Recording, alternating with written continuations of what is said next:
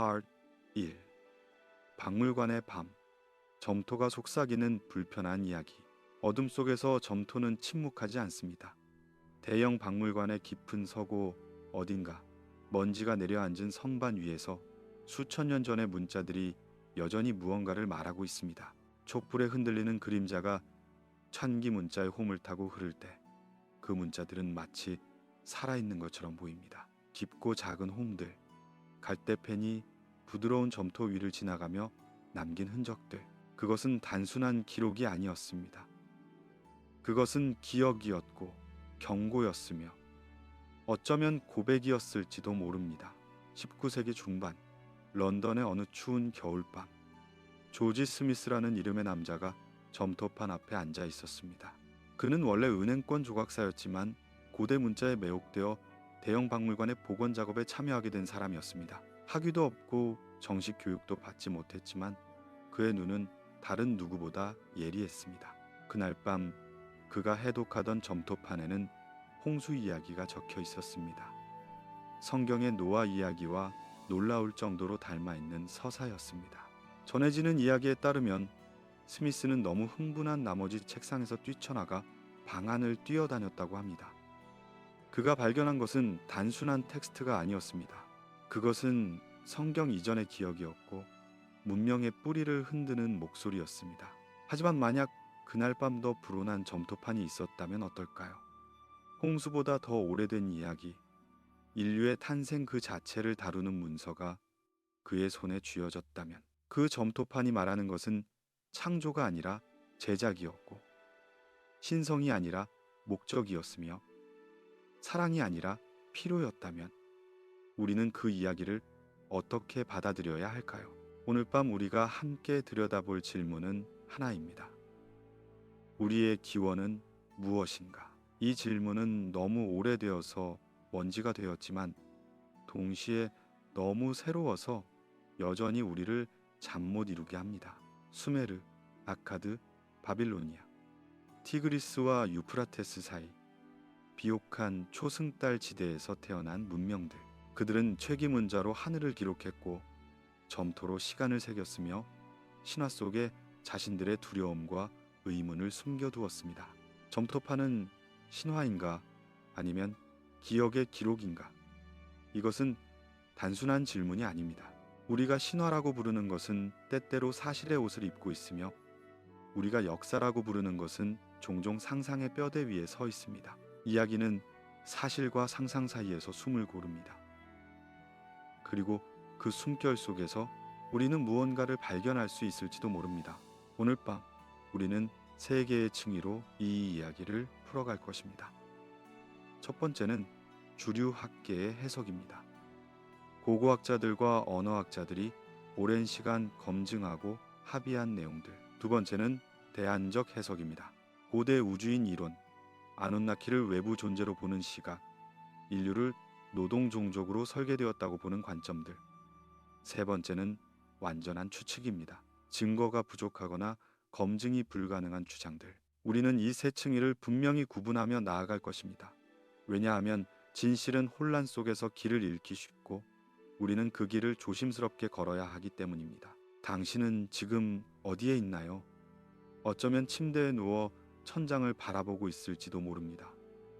어쩌면 창밖의 도시불빛이 희미하게 커튼을 통과하고 있을지도 모릅니다. 오늘 밤 우리는 함께 시간을 거슬러 올라갈 것입니다. 점토판이 처음 구워지던 그 순간으로, 신들의 이름이 처음 속삭여지던 그 밤으로, 그리고 인간이 왜 태어났는지 묻던 그 조용한 질문 앞으로. 이 여정은 10개의 파트로 이루어져 있습니다.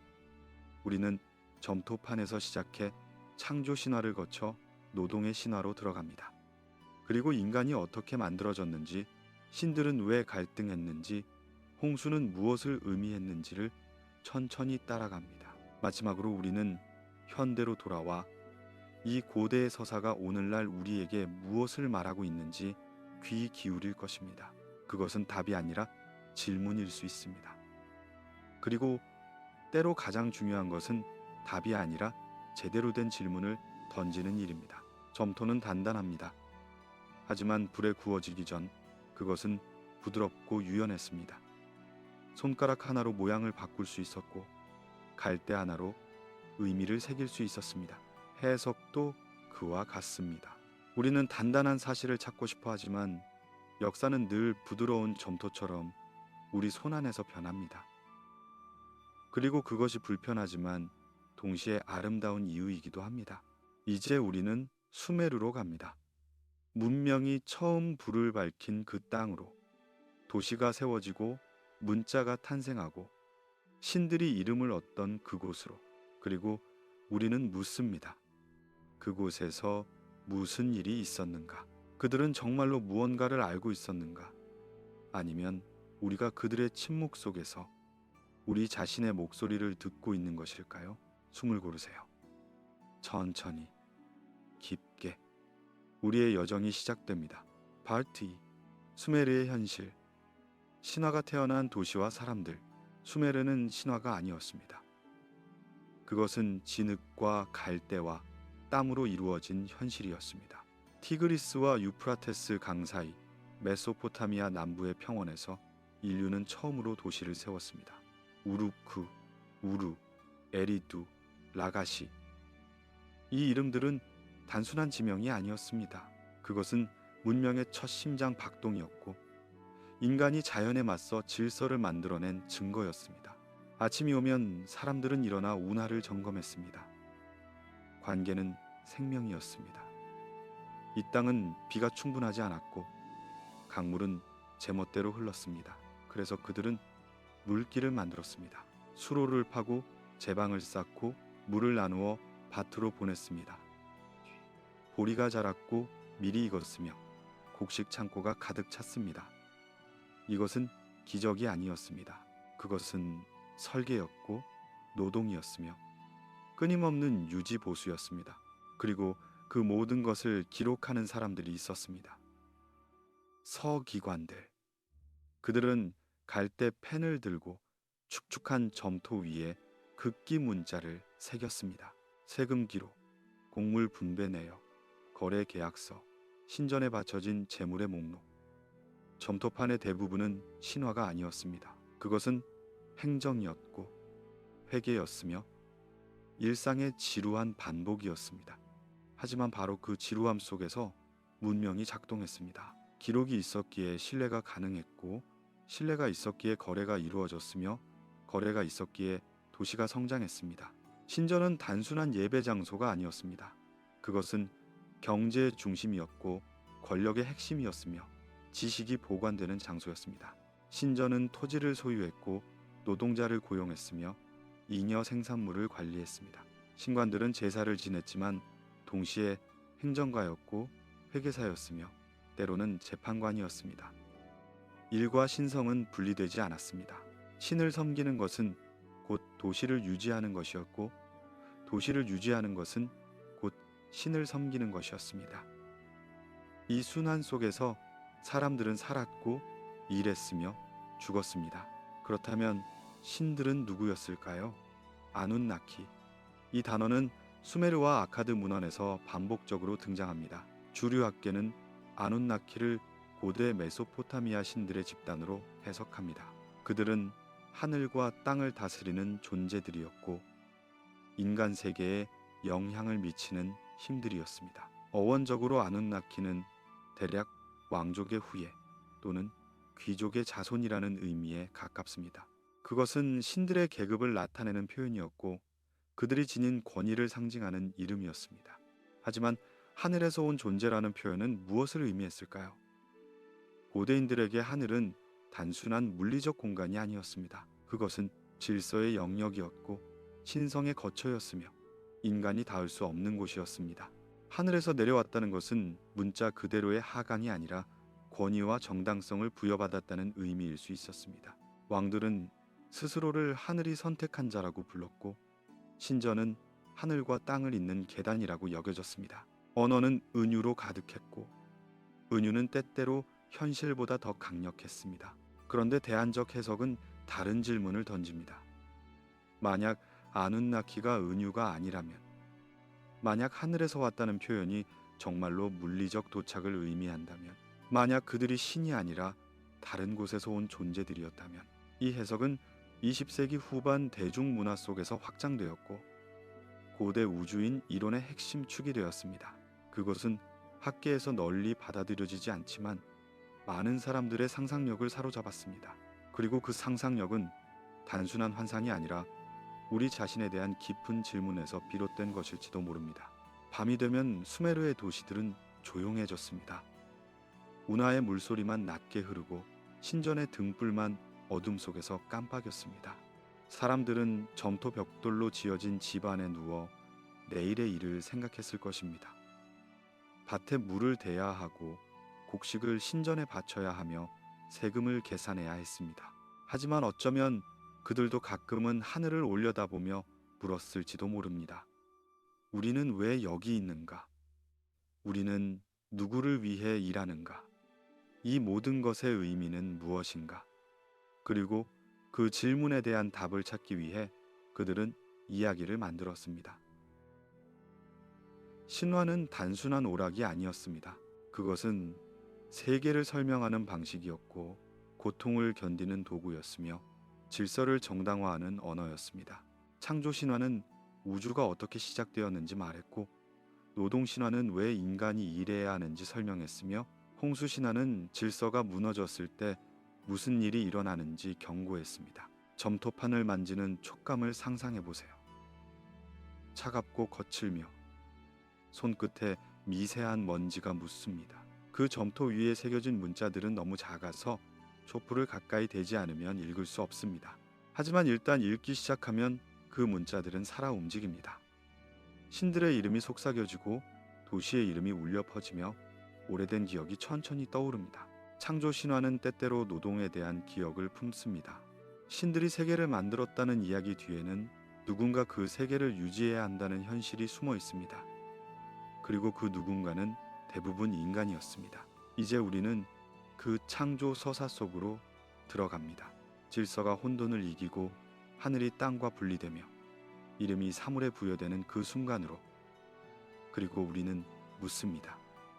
그 질서는 누구를 위한 것이었는가? 그 이름은 무엇을 숨기고 있었는가? 파트 3. 창조 서사의 두 얼굴, 에누마 엘리시와 질서의 언어. 태초에 혼돈이 있었습니다. 아니, 정확히 말하면 분리되지 않은 물이 있었습니다. 달콤한 물 압수와 짠물 티아마트, 두 존재가 섞여 있었고 그 혼합 속에서 모든 것이 시작되었습니다. 이것은 바빌로니아의 창조 서사시 에누마 엘리시가 시작하는 방식입니다. 제목 자체가 처음 두 단어를 따온 것입니다. 높은 곳에 있을 때, 아직 하늘이 이름을 얻기 전, 아직 땅이 불리기 전, 그 이전의 시간.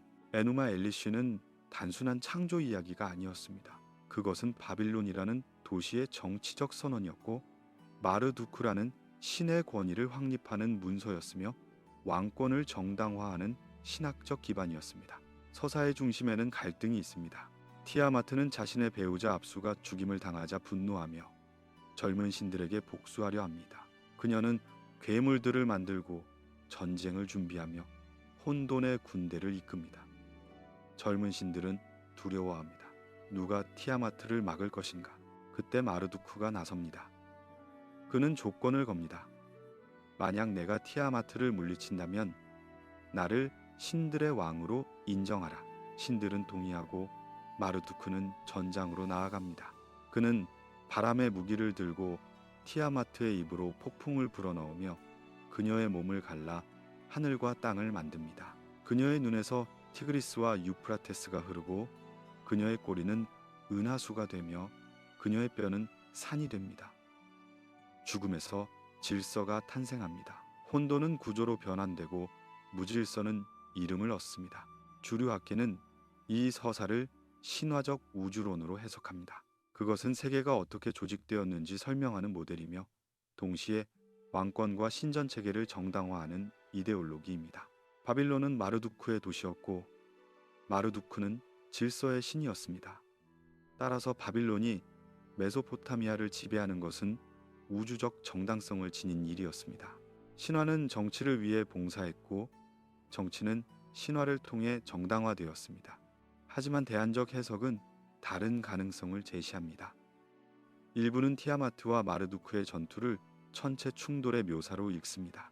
혹성들이 충돌하고 파편이 흩어지며 새로운 궤도가 형성되는 과정. 이 해석은 고대인들이 천문학적 사건을 목격하고 그것을 신화로 기록했다고 주장합니다. 또 다른 이들은 이것을 태양계의 형성 과정에 대한 암호화된 설명으로 봅니다. 그러나 이러한 주장들은 과학적 합의를 얻지 못했으며 대부분의 학자들은 이를 신화에 대한 과도한 해석으로 간주합니다. 그럼에도 불구하고 에누마 엘리시가 담고 있는 핵심은 분명합니다.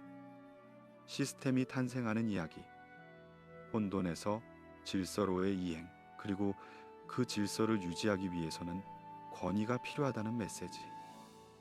마르두크는 단순히 티아마트를 죽인 것이 아닙니다. 그는 세계의 규칙을 부여했고 신들에게 역할을 할당했으며 인간에게 자리를 지정했습니다. 그것은 창조라기보다는 조직이었고 탄생이라기보다는 배치였습니다. 하늘의 질서가 곧 땅의 질서라는 전제는 고대 사회 전반에 깊숙이 뿌리내려 있었습니다. 별들이 규칙적으로 움직이듯 사회도 규칙적으로 작동해야 했습니다. 왕이 정당한 권위를 지니듯 마르두크도 우주적 승인을 받았습니다. 이 평행 관계는 단순한 비유가 아니었습니다. 그것은 세계를 이해하는 방식이었고 현실을 조직하는 틀이었습니다. 밤하늘을 상상해 보세요. 혼돈의 바다 위로 별들이 천천히 정렬됩니다. 무작위처럼 보이던 빛의 점들이 패턴을 이루고 그 패턴 속에서 의미가 떠오릅니다. 계절은 반복되고 달은 차고 기울며 행성들은 예측 가능한 경로를 따라 움직입니다. 고대인들은 이 질서를 보며 안도했습니다. 세계는 무작위가 아니었고 그들의 삶도 의미 없는 것이 아니었습니다. 하늘이 질서를 증명했고 신화는 그 질서를 설명했습니다. 그런데 신들이 세계를 정리하는 방식은 인간 사회의 규칙을 닮았습니다. 아니, 정확히는 인간 사회의 규칙이 신화의 구조를 따랐습니다. 또는 둘 다 서로를 반영했습니다. 마르두크가 신들을 소집하고 역할을 부여하는 장면은 왕이 귀족들을 모아 직책을 나누는 의식과 닮았습니다. 티아마트가 반역자로 규정되는 과정은 반란군이 적으로 낙인 찍히는 과정과 유사했습니다. 신화는 권력의 언어였고 권력은 신화의 형태를 빌렸습니다. 에누마 엘리시는 축제 기간 동안 낭독되었습니다. 새해 축제 아키투 때 바빌론의 신관들은 이 서사시를 암송했고 사람들은 그것을 들으며 세계의 시작을 기억했습니다. 그것은 단순한 회상이 아니었습니다. 그것은 재확인이었고 갱신이었으며 질서에 대한 집단적 동의였습니다. 매년 혼돈은 다시 한번 패배했고 매년 질서는 다시 한번 승리했습니다. 그리고 사람들은 안심하며 자신들의 자리로 돌아갔습니다. 하지만 그 자리는 어떤 자리였을까요? 신들이 질서를 세운 후 인간은 어디에 놓였을까요? 마르두크는 세계를 만들었지만 그 세계를 유지하는 것은 누구의 몫이었을까요? 이제 우리는 더 직접적으로 노동과 인간 창조를 다루는 텍스트로 이동합니다. 거기서 우리는 또 다른 갈등을 발견하게 됩니다. 신들 사이의 갈등, 그리고 그 갈등의 해결책으로 등장하는 인간이라는 존재. 숨을 고르세요. 천천히. 질서는 아름답지만 때때로 질서는 무거운 짐을 요구합니다. 그리고 그 짐을 누가 지는가 하는 질문은 여전히 답을 기다리고 있습니다. 파트 4. 신들도 지쳤다. 아트라시스와 노동의 신화. 아트라시스 서사시는 창조 신화가 아닙니다. 그것은 노동 신화입니다. 여기서 인간은 사랑받기 위해 태어나지 않았고 숭배받기 위해 만들어지지도 않았습니다. 인간은 일하기 위해 존재합니다. 이 텍스트는 고대 메소포타미아의 창조 전통과 홍수 전통을 모두 담고 있으며 수천 년 동안 여러 판본으로 전승되었습니다. 그것은 단순한 이야기가 아니라 고대인들이 자신의 존재 이유를 설명하려 한 시도였습니다. 서사는 이렇게 시작합니다. 태초의 신들은 두 집단으로 나뉘어 있었습니다. 상급 신들인 아눈나키와 하급 신들인 이기기. 이기기 신들은 땅을 파고 운하를 만들고 티그리스와 유프라테스의 물길을 정비하는 노동을 맡았습니다. 그들은 40년 동안 일했습니다. 주류학계는 이 40년이라는 숫자를 신화적 시간으로 해석합니다. 그것은 문자 그대로의 연수가 아니라 오랜 기간을 상징하는 표현일 수 있습니다. 하지만 그 상징 속에는 분명한 감정이 담겨 있습니다. 지침, 분노, 체념, 그리고 마침내 반란. 어느 날 밤, 이기기 신들은 도구를 내려놓습니다. 그들은 앤닐의 집 앞으로 몰려가 불을 지르고 외칩니다. 우리는 더 이상 일하지 않겠다. 이 노동은 너무 무겁다. 우리는 지쳤다. 앤닐은 놀라고 분노합니다. 그는 다른 상급 신들을 소집하고 이 반란을 어떻게 처리할지 논의합니다. 그때 엔키가 해결책을 제시합니다. 새로운 존재를 만들자. 노동을 대신할 존재를, 그 존재에게 신들의 짐을 지우자. 그리하여 인간이 만들어집니다. 학계는 이 서사를 사회적 설명장치로 봅니다. 고대 메소포타미아 사회는 노동 중심적이었고 대부분의 사람들은 신전이나 왕궁을 위해 일했습니다. 왜 우리는 이렇게 일해야 하는가? 라는 질문에 대해 신화는 답을 제공했습니다. 당신은 신들의 노동을 대신하기 위해 만들어졌다. 이것은 위로가 아니라 정당화였고 설명이 아니라 체념의 언어였습니다. 하지만 동시에 그것은 인간 존재의 본질에 대한 깊은 통찰을 담고 있었습니다. 우리는 왜 일하는가? 일은 선택인가? 아니면 본질인가? 아트라하시스 서사시에서 인간은 점토와 신의 피로 만들어집니다. 엔키와 산파의 여신 닌투가 함께 작업합니다. 그들은 점토를 반죽하고 죽은 신의 피를 섞으며 14명의 산파 여신이 7상의 남녀를 빚어냅니다.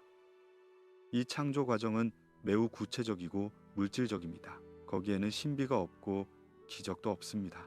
그것은 거의 제조에 가깝습니다. 재료를 준비하고 혼합하고 형태를 부여하는 과정. 목적은 분명합니다. 노동력의 확보. 대안적 해석은 이 대목을 다르게 읽습니다. 만약 신들이 실제로 외부에서 온 존재들이라면, 만약 이기기가 실제로 지친 노동자들이었다면, 만약 인간 창조가 문자 그대로의 유전자 조작이었다면, 이 관점에서 점토는 지구상의 기존 유인원을 상징하고 신의 피는 외부 DNA를 의미하며 혼합은 유전 공학을 뜻합니다. 이것은 검증할 수 없는 주장이지만 많은 사람들의 상상력을 자극했습니다. 왜냐하면 그것은 우리의 현대적 두려움과 공명하기 때문입니다. 우리는 누군가에 의해 설계되었는가? 우리의 목적은 미리 정해져 있는가? 서사는 계속됩니다. 인간이 만들어진 후 신들은 휴식을 취합니다. 이기기 신들은 더 이상 운하를 파지 않아도 됩니다. 인간이 그 일을 맡았습니다. 밭을 갈고 곡식을 거두고 신전에 제물을 바칩니다. 신들은 만족합니다. 질서가 회복되었고 시스템이 작동합니다. 하지만 시간이 지나며 문제가 발생합니다. 인간이 너무 많아졌고 그들의 소음이 신들을 괴롭힙니다. 앤닐은 잠을 잘 수 없다고 불평합니다. 그리고 그는 결정합니다. 인간의 수를 줄여야 한다. 이 소음 모티프는 매우 흥미롭습니다. 주류 해석에서 그것은 인구 과잉에 대한 신화적 설명입니다. 고대 사회는 종종 자원 부족과 인구 압력을 경험했고 신화는 그러한 위기를 신들의 의지로 설명했습니다. 하지만 현대적 관점에서 보면 소음은 다른 의미를 지닐 수 있습니다. 통제에서 벗어난 목소리들, 예측 불가능해진 대중, 질서를 위협하는 혼돈의 씨앗. 인간이 너무 많아졌다는 것은 단순히 숫자의 문제가 아니라 권력의 문제였을지도 모릅니다. 앤닐은 여러 차례 인류를 제거하려 시도합니다. 역병을 보내고 가뭄을 일으키고 기근을 내립니다. 하지만 매번 엔키가 개입하여 인간을 구합니다. 엔키는 아트라시스라는 이름의 현자에게 비밀을 알려주고 그를 통해 인류가 살아남도록 돕습니다. 이 갈등은 단순한 신들의 다툼이 아닙니다. 그것은 정책의 충돌이고 철학의 대립이며 인간을 바라보는 두 가지 시선의 차이입니다. 지친 숨을 상상해 보세요. 분노가 아니라 깊은 피로, 폭발이 아니라 천천히 쌓이는 체념. 이기 귀신들이 도구를 내려놓을 때 그들은 소리를 지르지 않았을지도 모릅니다. 그들은 그저 조용히 앉아 더 이상 움직이지 않았을 것입니다. 그리고 그 침묵이 가장 강력한 저항이었을 것입니다. 노동은 말이 아니라 행동으로 이루어지고 저항 역시 때로는 침묵으로 나타납니다. 아트라시스 서사시가 던지는 질문은 명확합니다. 인간은 어떻게 만들어졌는가가 아니라 왜 그런 이야기를 만들었는가입니다. 고대인들은 자신들의 존재를 설명할 필요가 있었고 노동의 무게를 이해할 필요가 있었으며 고통에 의미를 부여할 필요가 있었습니다. 신화는 그 필요를 채웠습니다. 그것은 거짓말이 아니라 다른 종류의 진실이었습니다. 다음으로 우리는 엔키와 엔릴의 대비를 더 깊이 들여다볼 것입니다. 두 신은 단순히 서로 다른 캐릭터가 아니었습니다. 그들은 서로 다른 세계관을 대표했고 서로 다른 미래를 꿈꿨습니다. 그리고 그들의 갈등 속에서 인간은 불안정한 균형점에 놓였습니다. 보호받을 수도 제거될 수도 있는 존재로서 밤은 깊어갑니다. 당신의 숨은 느려지고 생각은 흐릿해집니다. 하지만 질문은 또렷하게 남습니다. 우리는 정말로 누군가를 섬기기 위해 만들어진 것일까요? 아니면 우리가 그런 이야기를 만든 것일까요? 그 차이는 중요합니다. 그리고 그 답은 아직 멀리 있습니다. 파트 5. 엔키와 엔릴, 자비와 통제의 느린 줄다리기. 신들도 완전히 같지 않았습니다. 그들은 서로 다른 역할을 맡았고 서로 다른 방식으로 세계를 대했습니다. 엔키와 엔릴, 두 이름은 메소포타미아 신화 전반에 걸쳐 반복적으로 등장하며 종종 대립하는 위치에 놓입니다. 그들은 형제였지만 그들의 관계는 협력보다는 긴장으로 정의되었습니다. 그리고 그 긴장의 중심에는 항상 인간이 있었습니다. 엔릴은 하늘과 폭풍의 신이었습니다. 그는 권위를 상징했고 질서를 대표했으며 규칙을 집행했습니다. 주류 관점에서 엔릴은 니프루라는 도시의 주신이었고 메소포타미아 신전 체계에서 가장 높은 권위를 지녔습니다. 왕들은 엔릴의 승인을 받아야 통치의 정당성을 얻었고 신전들은 엔릴의 이름으로 법을 집행했습니다. 그는 멀고 높은 곳에 있었으며 인간과 직접 교감하는 존재가 아니었습니다. 그는 시스템이었고 구조였으며 변하지 않는 법칙이었습니다. 엔키는 달랐습니다. 그는 물과 지혜의 신이었고 땅 아래 깊은 곳, 압수라 불리는 신선한 물의 영역을 다스렸습니다. 그는 기술의 신이었고 창조의 신이었으며 때로는 속임수의 신이기도 했습니다. 엔키는 인간에게 가까웠습니다. 그는 인간을 만드는 데 직접 참여했고 인간이 위기에 처할 때마다 개입했으며 지식을 나누는 것을 두려워하지 않았습니다. 만약 엔릴이 법이었다면 엔키는 자비였습니다. 만약 엔릴이 통제였다면 엔키는 가능성이었습니다. 대안적 관점에서 이 두 신은 다른 방식으로 읽힙니다. 엔릴은 행정관이고 엔키는 과학자입니다. 엔릴은 프로젝트를 관리하는 자이고 엔키는 실험실에서 일하는 자입니다. 엔릴은 인간을 도구로 보고 엔키는 인간을 창조물로 봅니다. 이 해석은 학계에서 받아들여지지 않지만 그것이 제시하는 구도는 흥미롭습니다. 왜냐하면 그것은 현대 사회의 권력 구조를 반영하기 때문입니다. 관료와 기술자, 관리자와 창조자, 통제하려는 자와 자유를 주려는 자, 인간을 둘러싼 갈등은 여러 번 반복됩니다. 아트라시스 서사시에서 엔릴은 인간의 소음에 짜증을 내고 그들을 제거하려 합니다. 하지만 엔키는 매번 개입합니다. 역병이 오기 전 엔키는 아트라시스에게 경고하고 해결책을 알려줍니다. 가뭄이 오기 전 엔키는 비밀리에 물을 공급합니다. 마침내 엔릴이 대홍수를 계획할 때 엔키는 가장 대담한 행동을 합니다. 그는 아트라시스에게 배를 만들라고 지시하고 모든 생명을 구하도록 돕습니다. 이 반복되는 구조는 무엇을 의미할까요? 신화의 표면 아래에는 정치가 있습니다. 엔릴과 엔키의 갈등은 단순히 두 신의 성격 차이가 아니라 고대 사회 내부의 긴장을 반영했을 수 있습니다. 권력과 지식, 통제와 창조, 법과 자비. 이 대립은 모든 문명이 직면하는 문제였고 신화는 그 문제를 신들의 이야기로 표현했습니다. 엔키는 지식을 나누는 신으로 묘사됩니다. 그는 인간에게 농업을 가르쳤고 문자를 전했으며 문명의 기술들을 전수했습니다. 매라는 개념은 이와 관련이 깊습니다. 매는 문명을 구성하는 신성한 법칙이자 기술이었고 신들이 소유한 힘이었습니다. 엔키는 이 매를 인간과 공유했습니다. 그것은 선물이었지만 동시에 위험이었습니다. 왜냐하면 지식은 힘이고 힘은 질서를 흔들 수 있기 때문입니다. 반면 엔릴은 지식을 제한하려 했습니다.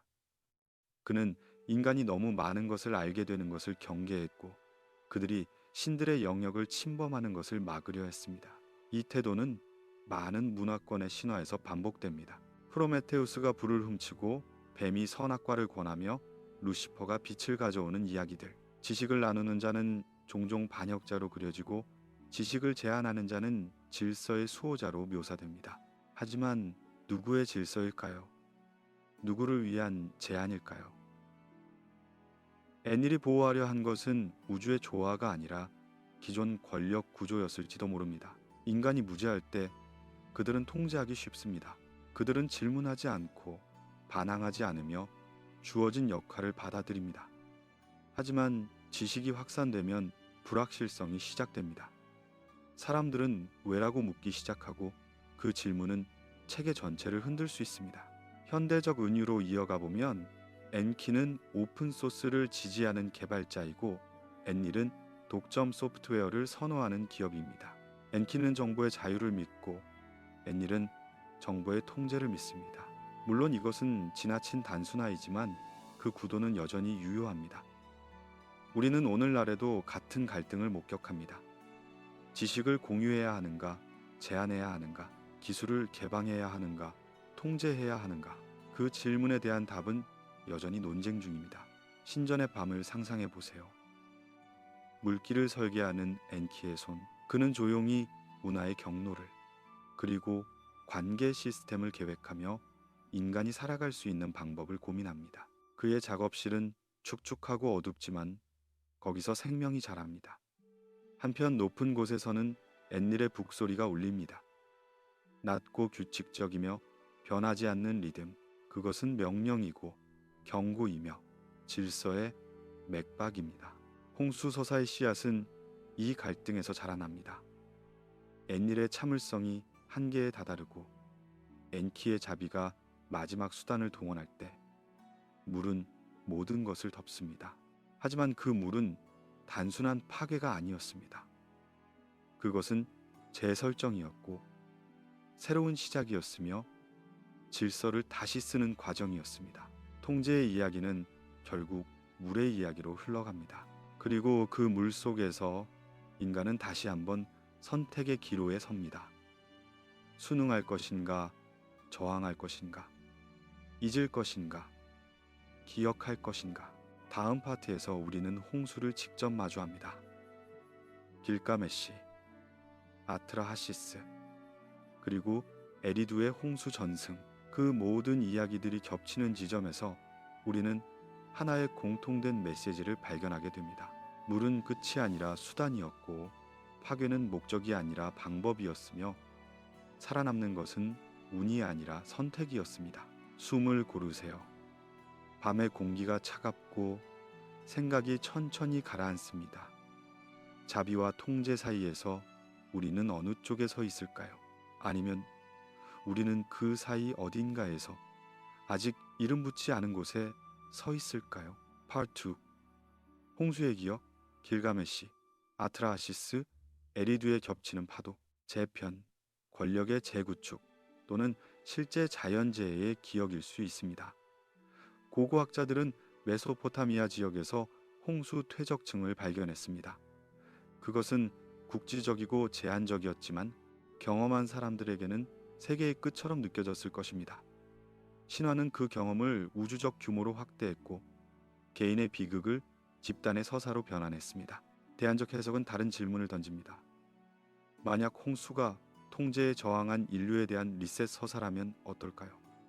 만약 소음이 단순한 소리가 아니라 독립성의 표현이었다면, 만약 인간이 너무 많은 것을 알게 되었고 너무 강해졌으며 더 이상 쉽게 통제할 수 없게 되었다면, 홍수는 그들을 제거하는 수단이었고 살아남은 자들은 새로운 조건 아래 다시 시작해야 했습니다. 더 적은 수, 더 약한 힘, 더 큰 두려움과 함께. 소음으로 인해 신들이 잠을 못 잔다는 모티프는 현대인의 감각과 기묘하게 공명합니다. 우리도 소음 속에서 살아갑니다. 도시의 끊임없는 웅성거림, 알림의 연속, 멈추지 않는 정보의 흐름. 우리는 조용히 있을 수 없고 침묵을 견디지 못하며 늘 무언가를 소비하고 생산합니다. 그리고 그 소음이 우리를 지치게 합니다. 앤일이 느낀 피로는 어쩌면 권력자의 피로가 아니라 시스템 자체의 피로였을지도 모릅니다. 너무 많은 것이 움직이고 너무 많은 것이 요구되며 너무 많은 것이 통제 밖으로 벗어날 때 시스템은 리셋을 원합니다. 여러 문화권의 홍수 신화가 존재한다는 사실은 오래전부터 논의되어 왔습니다. 그리스의 데우칼리온, 인도의 마누, 중국의 대홍수 전설, 북미 원주민의 홍수 이야기들. 이것이 공통의 역사적 사건을 가리키는가? 아니면 인간이 보편적으로 경험하는 두려움의 표현인가? 과학적으로 전 지구적 대홍수의 증거는 부족합니다. 그러나 국지적 홍수들은 수없이 발생했고 각 문화는 그것을 자신들의 방식으로 기억했습니다. 신화는 기억의 확대이고 교훈의 압축이며 공포의 의례화입니다. 에리두의 홍수 전승도 비슷한 구조를 따릅니다. 지우스드라라는 이름의 왕이 신들의 경고를 받고 배를 만들어 살아남습니다. 여기서도 엔키가 개입하며 여기서도 인류는 멸절 직전까지 갔다가 가까스로 구원받습니다. 반복되는 이 패턴은 무엇을 말하는가? 그것은 인류의 취약함을 상기시키고 신들의 자비에 의존해야 함을 강조하며 순종의 중요성을 가르칩니다. 하지만 동시에 그것은 저항의 가능성도 담고 있습니다. 엔키가 존재하는 한 완전한 파괴는 불가능합니다. 자비가 존재하는 한 희망은 남아 있습니다. 새벽의 강물을 상상해 보세요. 홍수가 물러간 후 진흙이 천천히 드러나고 물웅덩이가 햇빛을 반사합니다. 모든 것이 고요하지만 그 고요함은 평화가 아니라 텅 빔입니다. 생명이 다시 시작되려면 시간이 필요하고 용기가 필요하며 잊혀진 것들을 다시 배워야 합니다. 살아남은 자들은 배에서 내려와 땅을 밟습니다. 그들의 발자국이 젖은 흙 위에 찍히고 새로운 시대가 천천히 펼쳐집니다. 물 위를 떠다니는 등불을 상상해 보세요. 어둠 속에서 그것은 유일한 빛이고 유일한 방향입니다. 홍수 속에서 배는 그런 등불 같은 것이었습니다. 모든 것이 삼켜졌지만 그 안에는 여전히 희망이 살아 있었습니다. 씨앗이 남아 있었고 기억이 보존되었으며 이야기는 계속될 수 있었습니다. 이제 우리는 우주적 해석으로 천천히 전환합니다. 홍수가 끝났지만 질문은 끝나지 않았습니다. 신들은 정말로 하늘에서 온 존재들이었는가? 아누나키는 은유인가? 실제인가? 그리고 만약 그들이 실제였다면 그들은 어디서 왔고 왜 왔으며 무엇을 남겼는가? 다음 파트에서 우리는 20세기의 상상력 속으로 들어갑니다. 고대 우주인 이론이 탄생한 배경, 그것이 확산된 방식, 그리고 그것이 우리에게 말하려는 것. 그것은 역사인가? 환상인가? 아니면 둘 사이 어딘가에 있는 무언가인가? 밤의 물소리가 당신을 감쌉니다. 천천히, 규칙적으로, 끝없이. 당신은 떠 있습니다. 무게가 없고 방향도 없으며 단지 흐르고 있습니다. 그것은 불안하지 않습니다. 그것은 휴식입니다. 물은 모든 것을 씻어내지만 동시에 모든 것을 운반합니다. 과거는 가라앉지 않습니다. 그것은 떠다니며 천천히 해안으로 밀려옵니다. 그리고 우리는 그것을 주우며 다시 읽으며 다시 질문합니다. 파트 7. 하늘에서 온 이들이라는 상상, 고대 우주인 해석의 탄생과 논쟁. 20세기 후반 인류는 달에 도착했습니다. 그 순간 우리는 더 이상 땅에 묶인 존재가 아니었습니다. 우리는 하늘을 여행할 수 있는 종이 되었고, 그 사실은 우리가 과거를 보는 방식을 바꾸어 놓았습니다. 만약 우리가 다른 세계로 갈 수 있다면 다른 존재들도 이곳에 올 수 있지 않을까? 만약 우리가 기술로 불가능을 가능하게 만든다면 고대에 불가능해 보이는 것들도 기술로 설명할 수 있지 않을까? 이런 질문들 속에서 고대 우주인 이론이 힘을 얻기 시작했습니다. 제카리아 시치는 이 담론을 대중화한 대표적 인물입니다. 그는 수메르 점토판을 독자적으로 해석하며 아눈나키가 외계에서 온 존재들이라고 주장했습니다. 그의 저서들은 수백만 부 팔렸고 수많은 사람들의 상상력을 사로잡았습니다. 그러나 주류 학계는 그의 해석을 받아들이지 않았습니다. 언어학자들은 그의 번역이 부정확하다고 지적했고, 고고학자들은 그의 주장에 뒷받침할 증거가 없다고 말했습니다. 그럼에도 불구하고 그의 이야기는 확산되었습니다. 왜냐하면 그것은 단순히 고대사에 대한 주장이 아니라 우리 존재에 대한 새로운 서사였기 때문입니다. 시친의 핵심 주장은 다음과 같습니다. 약 45만 년 전 니비루라는 행성에서 온 존재들이 지구에 도착했습니다. 그들은 금을 채굴하기 위해 왔고, 그 금은 자신들의 행성 대기를 복구하는 데 필요했습니다. 처음에는 그들 자신이 광산에서 일했지만 노동이 너무 힘들었습니다. 그래서 그들은 지구상의 원시, 인류와 자신들의 유전자를 결합하여 새로운 종을 만들었습니다. 호모 사피엔스. 우리는 노동력으로 설계되었고 그들을 섬기기 위해 존재하게 되었습니다. 이 이야기는 아트라하시스 서사시와 놀라울 정도로 평행합니다. 신들이 노동에 지쳐 인간을 만들었다는 구조가 그대로 남아 있습니다. 다만 신들이 외계 존재로 재해석되고 신화적 시간이 지질학적 시간으로 확장되며 점토와 피가 유전공학으로 번역됩니다. 이것은 번역인가 왜곡인가, 그것은 통찰인가 투사인가, 경계는 흐릿합니다. 니비루 개념은 특히 논쟁적입니다. 시치는 수메르 텍스트에서 니비루를 언급하는 부분을 근거로 그것이 태양계를 3600년 주기로 도는 미지의 행성이라고 주장했습니다. 천문학자들은 이를 부정합니다. 그런 궤도를 가진 행성이 존재한다면 태양계 전체의 안정성에 영향을 미쳤을 것이고 우리는 그 흔적을 관측할 수 있을 것이라고 말합니다. 그러나 관측 가능한 증거는 없습니다. 니비루는 과학이 아니라 신화의 영역에 남아 있습니다. 그런데 흥미로운 것은 니비루가 대중문화와 인터넷 담론에서 어떻게 변주되었는가입니다. 일부는 그것을 실제 천체로 믿고 재앙 예언과 연결시켰습니다. 2012년 또는 다른 특정 날짜에 니비루가 지구와 충돌하거나 근접 통과하여 대재앙을 일으킬 것이라는 주장들이 퍼졌습니다. 이런 주장들은 시친의 원래 이론과도 거리가 있고 과학적 근거도 전혀 없습니다. 나사는 여러 차례 공식 성명을 통해 니비루의 존재를 부정했고 그런 재앙 예언은 근거 없는 공포 조장에 불과하다고 밝혔습니다. 그렇다면 왜 사람들은 이런 해석에 끌리는 걸까요? 왜 고대 신화를 과학처럼 읽고 싶어 하는 걸까요? 여기에는 여러 심리적 요인이 작용합니다. 첫째, 그것은 우리에게 특별함을 부여합니다.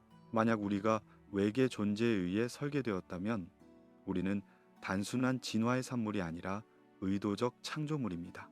둘째, 그것은 고대 문명의 성취를 설명합니다. 피라미드, 거석 구조물, 정교한 천문 지식, 이런 것들을 고대인 스스로 만들었다고 믿기 어렵다면 외부의 도움을 가정하는 것이 더 쉽습니다. 셋째, 그것은 현대의 불안을 투사할 장소를 제공합니다. 우리가 통제받고 있다는 느낌, 목적 없이 일한다는 감각, 큰 그림을 볼 수 없다는 좌절, 이 모든 것을 외계 존재의 계획으로 설명하면 적어도 혼돈은 의미를 얻습니다. 신화가 과학처럼 읽히는 순간은 매혹적입니다. 입기 문자가 청사진처럼 보이고 신들의 이름이 직함처럼 들리며 서사시가 보고서처럼 느껴집니다. 그 순간 우리는 비밀을 알아낸 것 같은 전율을 느낍니다. 하지만 그 전율은 진실의 발견인가? 아니면 패턴 인식의 착각인가? 인간의 뇌는 패턴을 찾도록 설계되어 있습니다. 무작위 속에서도 의미를 발견하고 연결되지 않은 점들을 이으며 이야기를 만들어냅니다. 이것은 생존에 유리한 특성이었지만 때로는 존재하지 않는 연결을 만들어내기도 합니다. 고대 우주인 이론을 완전히 배제하는 것도 오만일 수 있습니다. 우주는 광대하고 우리가 아는 것은 제한적입니다. 외계 생명체의 존재 가능성을 부정하는 과학자는 거의 없습니다. 문제는 증거입니다. 가능성과 증거는 다르고 주장과 증명은 다릅니다. 고대 우주인 이론은 가능성의 영역에 머물러 있으며 증거의 영역으로 넘어오지 못했습니다. 그것은 가설이지만 검증되지 않은 가설이고 이야기이지만 역사로 확인되지 않은 이야기입니다. 하지만 그 이야기가 우리에게 던지는 질문은 여전히 유효합니다. 우리는 정말로 자율적인 존재인가? 우리의 역사는 정말로 우리 것인가? 우리가 자유의지라고 믿는 것은 정말로 자유인가? 이 질문들은 외계 존재의 존재 여부와 무관하게 중요합니다. 왜냐하면 그것은 권력, 통제, 그리고 인간 존엄성에 대한 질문이기 때문입니다. 밤하늘을 올려다보세요. 무수한 별들, 그보다 더 많은 행성들, 우리가 알지 못하는 무언가, 그 광활함 앞에서 우리는 작아집니다. 하지만 동시에 우리는 그 광활함을 상상할 수 있는 존재입니다. 우리는 질문할 수 있고 이야기를 만들 수 있으며 의미를 찾을 수 있습니다. 그것이 우리를 특별하게 만드는 것입니다. 외계 존재의 설계가 아니라 우리 자신의 의식이. 다음 파트에서 우리는 원고가 제시한 유전학적 단서를 살펴봅니다. DNA, 염색체, 그리고 설계라는 개념. 과학이 실제로 말하는 것과 서사가 덧붙이는 것을 구분하며 우리는 조심스럽게 나아갑니다. 왜냐하면 진실은 단순하지 않고 이야기는 늘 유혹적이기 때문입니다. 그리고 그 사이 어딘가에 우리가 찾는 답이 있을지도 모릅니다. 당신의 눈꺼풀이 무거워집니다. 별들이 천천히 회전하고 생각이 흐릿해지며 질문조차 부드러워집니다. 우리는 계속 나아갑니다. 천천히, 조용히, 답을 향해서가 아니라 더 나은 질문을 향해서. Part 8. DNA와 설계의 유혹, 과학이 말하는 것, 서사가 덧붙이는 것. 유전자는 역사책입니다. 그것은 수백만 년의 시간을 염기서열 속에 담고 있으며 우리가 어디서 왔는지 기록하고 있습니다. 현대 유전학은 놀라운 통찰을 제공했지만 동시에 많은 질문을 남겨두었습니다. 그리고 그 질문들 속에서 사람들은 때때로 고대 신화와 현대 과학이 만나는 지점을 찾으려 합니다. 그것은 희망일 수도 착각일 수도 있습니다. 우리는 조심스럽게 그 경계를 걸어갑니다. 인간 진화의 이야기는 복잡합니다. 우리는 한 종에서 갑자기 튀어나온 것이 아니라 수많은 전환과 분기와 소멸을 거쳐 지금의 형태에 도달했습니다. 오스트랄로피테쿠스에서 호모 하빌리스로, 호모 에렉투스를 거쳐 호모 사피엔스로. 각 단계는 환경 압력, 돌연변이, 자연 선택의 결과였습니다. 이것은 느린 과정이었고 무작위적이면서도 방향성을 지닌 과정이었습니다. 목적은 없었지만 결과는 있었습니다. 그런데 일부 사람들은 이 과정이 너무 빠르다고 주장합니다. 약 20만 년 전 호모사피엔스의 출현, 그리고 그 이후 인지혁명이라 불리는 급격한 변화, 언어, 상징, 예술, 복잡한 도구, 이 모든 것이 진화만으로 설명 가능한가? 대안적 관점에서는 외부 개입을 가정하며 유전자 조작이 이루어졌다고 주장합니다. 하지만 주류 과학은 이를 받아들이지 않습니다. 진화는 때때로 빠르게 일어나며 특히 환경이 급변하거나 새로운 생태적 지위가 열릴 때 그렇습니다. 급격한 변화가 곧 개입의 증거는 아닙니다. 염색체 입원 융합은 실제로 관찰되는 사실입니다. 인간은 23쌍의 염색체를 가지고 있고 다른 유인원들은 24쌍을 가지고 있습니다.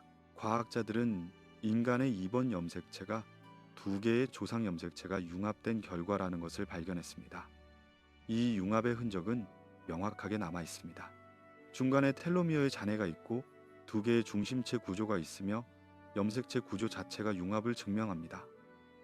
이것은 인간 진화 과정에서 일어난 중요한 사건이었습니다. 하지만 이 융합이 외부 개입의 증거인가? 주류과학은 그렇게 보지 않습니다. 염색체 융합은 자연적으로 일어날 수 있는 현상이며 실제로 다른 종에서도 관찰됩니다. 그것은 돌연변이의 한 형태이고 만약 그 돌연변이가 생존이나 번식에 불리하지 않다면 집단 내에 퍼질 수 있습니다. 인간 계통에서 이 융합이 고정된 것은 우연일 수도 또는 어떤 이점이 있었기 때문일 수도 있습니다. 그러나 그것을 설계의 증거로 보기 위해서는 훨씬 더 많은 것이 필요합니다. 고대 텍스트의 인간 창조 서사와 현대 유전학은 서로를 매혹적으로 비춥니다. 아트라하시스에서 인간은 점토와 신의 피로 만들어집니다.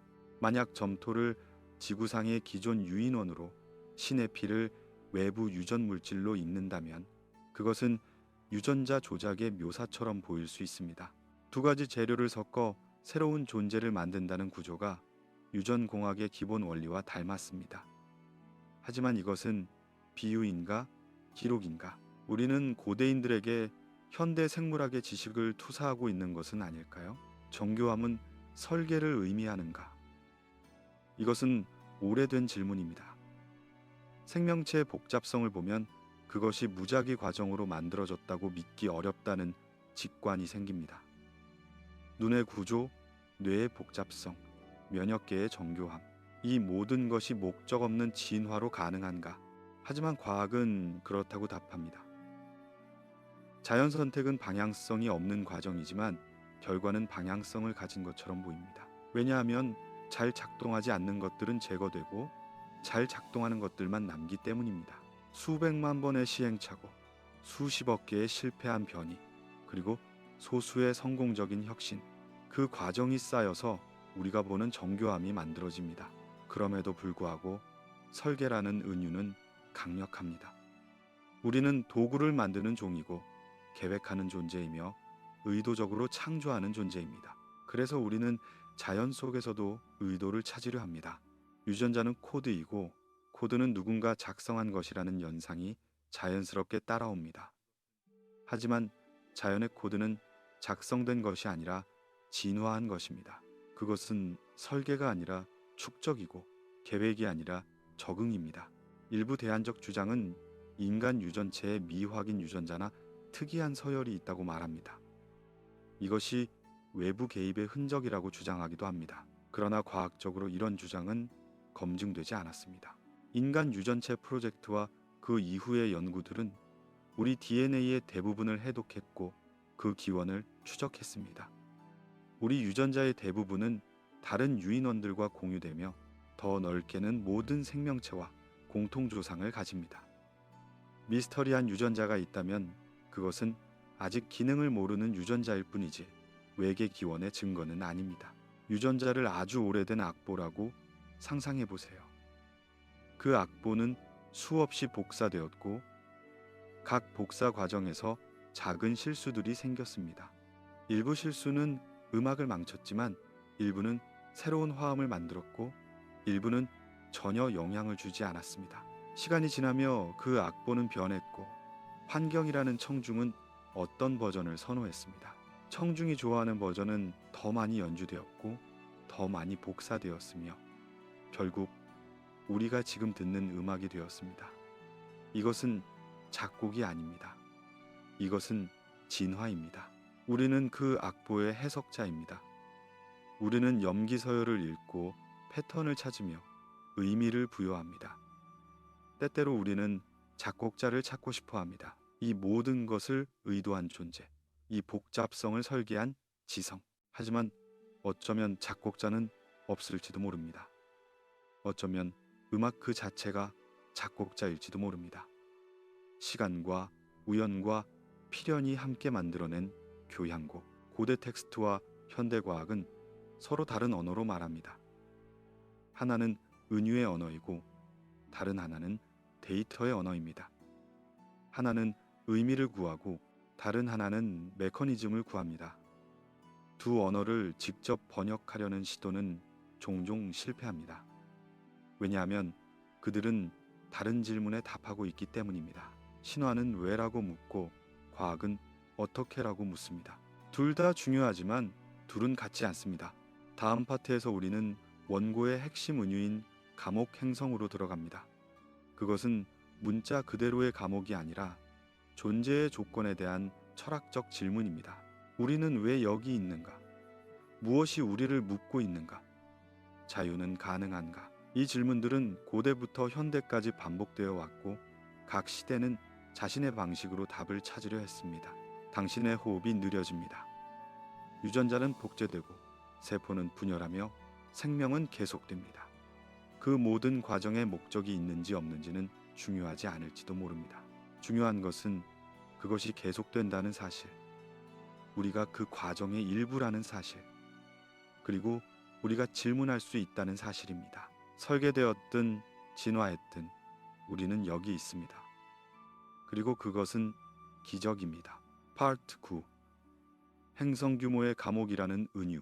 신화에서 현대까지 감옥은 벽으로만 만들어지지 않습니다. 때때로 그것은 관념으로, 두려움으로, 습관으로 만들어집니다.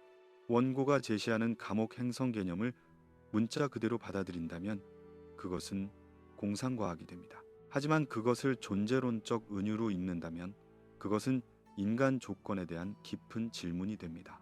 우리는 정말로 자유로운가? 우리의 삶은 정말로 우리 것인가? 아니면 우리는 보이지 않는 무언가에 의해 제한되고 정의되고 통제되고 있는가? 주류 역사학과 종교학의 관점에서 신화는 권력, 노동, 질서를 설명하는 거대한 이야기입니다. 아트라시스가 말하는 인간 창조는 노동의 정당화입니다. 당신은 일하기 위해 태어났고 그것이 당신의 목적이며 그것을 받아들여야 한다는 메시지. 이것은 억압적으로 들리지만 동시에 의미를 제공하기도 했습니다. 목적 없는 고통보다는 목적 있는 고통이 견디기 쉽습니다. 신화는 고통의 이유를 주었고 그 이유는 사람들이 계속 나아갈 수 있게 했습니다. 하지만 현대의 관점에서 보면 이 구조는 불편합니다. 왜 우리는 태어나자마자 일해야 하는가? 왜 우리 시간의 대부분을 생존을 위한 노동에 바쳐야 하는가? 왜 우리는 시스템을 유지하기 위해 존재하는 것처럼 느껴지는가? 대안적 관점은 이 질문을 극단으로 밀고 갑니다. 우리는 실제로 노동 종족으로 설계되었고 지금도 그 역할을 수행하고 있으며 다만 우리의 주인이 바뀌었을 뿐이라고 주장합니다. 고대에는 아눈나키가 금을 원했고 현대에는 시스템이 생산성을 원합니다. 고대에는 광산이 있었고 현대에는 사무실이 있습니다. 고대에는 신전에 공물을 바쳤고 현대에는 세금을 냅니다. 구조는 놀라울 정도로 닮았습니다. 이것은 우연인가? 아니면 인간 사회의 본질적 특성인가? 아니면 정말로 우리는 처음부터 그렇게 만들어진 것인가? 노동의 감각은 보편적입니다. 모든 문화, 모든 시대에서 사람들은 일했습니다. 하지만 일의 의미는 달랐습니다. 어떤 사회에서 일은 공동체에 대한 기여였고 어떤 사회에서는 신에 대한 봉사였으며 어떤 사회에서는 생존의 필수였습니다. 현대 자본주의 사회에서 일은 종종 정체성과 연결됩니다. 당신은 무엇을 하는 사람인가? 라는 질문은 당신은 누구인가? 라는 질문이 됩니다. 일이 멈추면 존재도 흔들립니다. 이 구조 속에서 자유는 무엇을 의미하는가? 우리는 일하지 않을 자유가 있는가? 시스템에서 벗어날 자유가 있는가? 아니면 자유는 단지 어떤 종류의 일을 선택할 것인가? 어떤 주인을 섬길 것인가의 문제에 불과한가? 원고의 감옥 행성 개념은 이 질문을 우주적 규모로 확대합니다. 지구 전체가 작업장이고 인류 전체가 노동력이며 탈출은 불가능하다는 상상. 하지만 이것을 음모론적 단정으로 받아들이기보다는 이 서사가 우리에게 던지는 질문에 집중해 봅시다. 왜 우리는 이런 이야기에 끌리는가? 그것은 우리의 어떤 경험을 반영하는가? 많은 사람들이 자신의 삶이 통제되고 있다고 느낍니다. 선택의 여지가 제한되고 시간이 타인에 의해 정의되며 노력의 결실이 다른 곳으로 흘러간다고 느낍니다. 이 감각은 실제합니다. 그리고 이 감각을 설명하기 위해 사람들은 큰 이야기를 찾습니다. 큰 이야기는 위로가 될 수 있습니다. 내가 지금 불행한 것은 내 잘못이 아니라 시스템의 문제이고, 더 나아가 그 시스템은 태초부터 그렇게 설계된 것이라는 설명. 이것은 책임을 외부로 돌리지만 동시에 무력감도 강화합니다. 만약 모든 것이 이미 정해져 있다면 우리가 할 수 있는 것은 무엇인가? 저항은 의미가 있는가? 아니면 그것조차 시스템의 일부인가? 줄무늬 없는 감옥을 상상해 보세요. 철창도 없고 담장도 없으며 경비원도 없습니다. 하지만 당신은 나갈 수 없습니다. 왜냐하면 밖이 어디인지 모르고 어떻게 나가는지 모르며 나가야 한다는 생각조차 하지 못하기 때문입니다. 벽이 물리적이지 않을 때 그것은 더 강력합니다. 그것은 당신의 생각 속에 있고 당신의 습관 속에 있으며 당신의 두려움 속에 있습니다. 현대 사회는 이런 형태의 통제를 정교하게 발전시켰습니다. 직접적 폭력보다는 구조적 압력을, 명령보다는 인센티브를, 금지보다는 선택의 착각을 사용합니다. 당신은 원하는 것을 선택할 수 있지만 당신이 원하는 것 자체가 이미 정해져 있습니다. 당신은 자유롭게 일할 수 있지만 일하지 않으면 생존할 수 없습니다. 이것은 자유인가? 아니면 더 세련된 형태의 속박인가? 그러나 과도하게 결정론적 시각에 빠지는 것도 위험합니다. 만약 모든 것이 통제되고 있다면 변화는 불가능합니다. 만약 우리가 프로그램된 존재라면 각성도 무의미합니다. 하지만 역사는 변화로 가득합니다. 혁명이 일어났고 시스템이 무너졌으며 새로운 가능성이 열렸습니다. 완전한 통제는 환상이고 완전한 자유도 환상입니다. 우리는 그 사이 어딘가에서 살아갑니다. 신화가 우리에게 주는 가장 큰 선물은 질문할 여지입니다. 만약 아트라하시스가 단순히 우리는 일하기 위해 만들어졌다고만 말했다면 그것은 억압적 교리에 불과했을 것입니다. 하지만 그 서사 속에는 갈등이 있습니다. 엔키와 엔닐의 대립, 신들 사이의 의견 차이, 인간을 구하려는 시도. 이 갈등은 단일한 목적이 절대적이지 않다는 것을 암시합니다. 구조 내부에도 틈이 있고 규칙 속에도 예외가 있으며 통제 아래에도 자비가 존재합니다. 현대적 은유로 이어가면 우리는 매일 작은 선택들을 합니다. 무엇을 먹을지, 무엇을 읽을지, 누구와 시간을 보낼지. 이 선택들은 작아 보이지만 그것들이 모여 삶의 방향을 만듭니다. 시스템은 강력하지만 완벽하지 않고 구조는 제한적이지만 절대적이지 않습니다. 틈새가 있고 그 틈새에서 가능성이 자랍니다. 감옥 행성이라는 은유는 절망이 아니라 각성을 위한 것입니다. 만약 우리가 감옥 속에 있다는 것을 깨닫는다면 우리는 출구를 찾기 시작할 수 있습니다. 만약 우리가 통제받고 있다는 것을 인식한다면 우리는 저항할 방법을 고민할 수 있습니다. 인식은 변화의 첫 단계이고 질문은 자유의 시작입니다. 밤의 도시를 상상해 보세요. 수많은 불빛이 켜져 있고 사람들은 각자의 방에서 각자의 일을 합니다. 모두가 바쁘고 모두가 무언가를 향해 움직이며 모두가 멈출 수 없다고 느낍니다. 위에서 내려다보면 그것은 거대한 기계처럼 보일지도 모릅니다. 하지만 각 불빛 뒤에는 개인이 있고 각 개인은 생각하고 느끼며 꿈꿉니다. 기계는 부품을 통제할 수 있지만 꿈까지 통제할 수는 없습니다. 다음 파트에서 우리는 이 긴 여정을 마무리합니다. 점토판에서 시작해 신화를 거쳐 노동의 서사를 탐험하고 홍수를 경험하고 우주적 해석을 만나고 유전학을 검토하고 감옥이라는 은유를 마주했습니다. 이제 우리는 돌아옵니다. 조지 스미스의 흥분으로, 아트라하시스의 질문으로, 그리고 우리 자신의 삶으로. 그리고 우리는 묻습니다.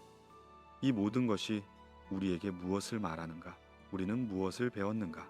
그리고 내일 아침 눈을 뜰 때 우리는 무엇을 다르게 볼 수 있는가? 숨을 고르세요.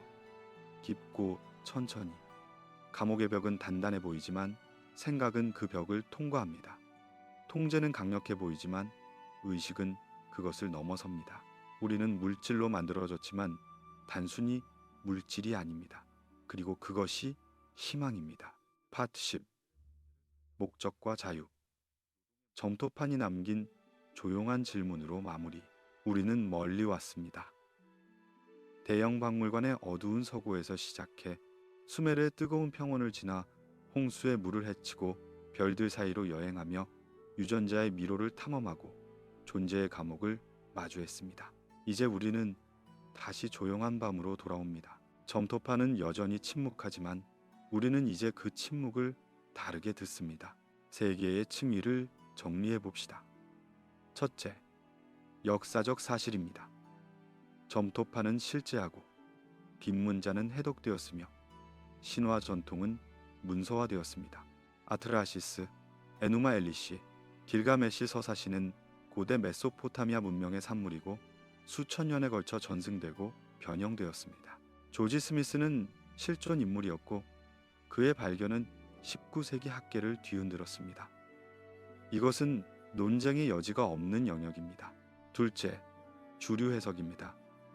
학계는 이 신화들을 사회적, 정치적, 종교적 설명장치로 봅니다.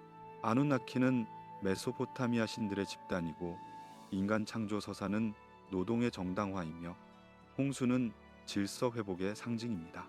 이 해석은 오랜 연구와 다양한 증거로 뒷받침되며 언어학적, 고고학적, 인류학적 합의를 바탕으로 합니다. 그것은 신화를 문화의 산물로 이해하고 텍스트를 당대의 맥락 속에 위치시킵니다.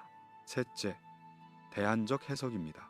고대 우주인 이론은 아누나키를 외부에서 온 존재로 읽고 인간을 유전적으로 조작된 노동 종족으로 보며 지구를 통제와 채굴의 장소로 해석합니다.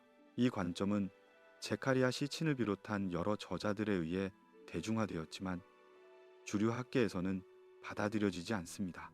번역의 정확성, 증거의 부족, 논리적 비약 등이 비판의 근거입니다. 그럼에도 이 해석은 많은 사람들의 상상력을 자극했고 현대의 불안과 질문을 반영했습니다. 조지 스미스의 발견이 상징하는 것은 명확합니다. 과거의 서사가 현대의 상상력과 충돌하는 순간 우리는 우리 자신을 다시 묻게 됩니다.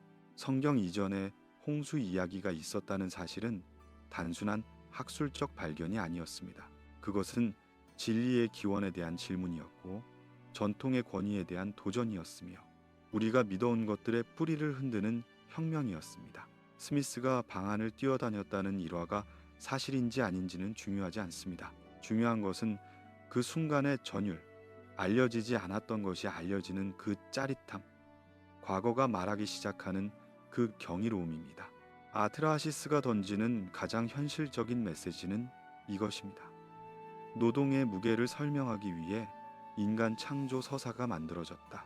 고대인들은 자신들이 왜 이렇게 일해야 하는지 이해하고 싶었고 그 이해를 위해 이야기를 만들었습니다. 당신은 신들의 노동을 대신하기 위해 태어났다. 이것은 위로인가? 억압인가?